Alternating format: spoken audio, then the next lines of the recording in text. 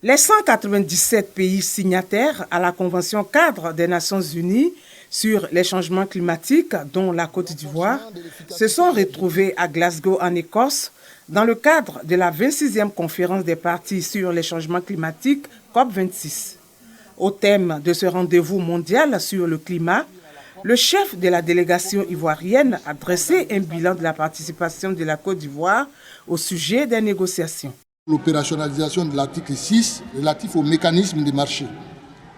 Cet article 6 traite des échanges d'émissions de gaz à effet de serre entre tous les États et propose un prélèvement dans ce marché d'émissions de gaz à effet de serre afin d'approvisionner le fonds d'adaptation. Cependant, les pays développés tardent à adhérer à cet article car cette disposition n'apparaît pas explicitement dans l'accord de Paris.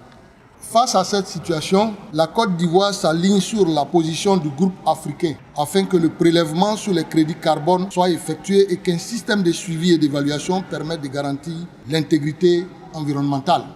À cette COP26, la Côte d'Ivoire a également présenté ses nouveaux engagements en matière de lutte contre la pollution.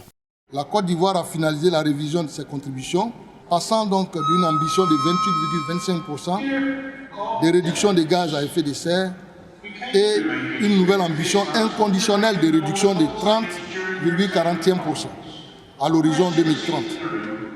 Donc cette nouvelle ambition représente un abattement de 37 millions de tonnes à l'horizon 2030 contre 9 millions de tonnes affichées dans la CDN de 2015, démontrant ainsi un rehaussement de 4 fois de notre ambition initiale. La COP27 aura lieu en Égypte, mais avant, la Côte d'Ivoire s'apprête à abriter la COP15 qui aura lieu en mai 2022. Elle portera sur la désertification et la dégradation des terres.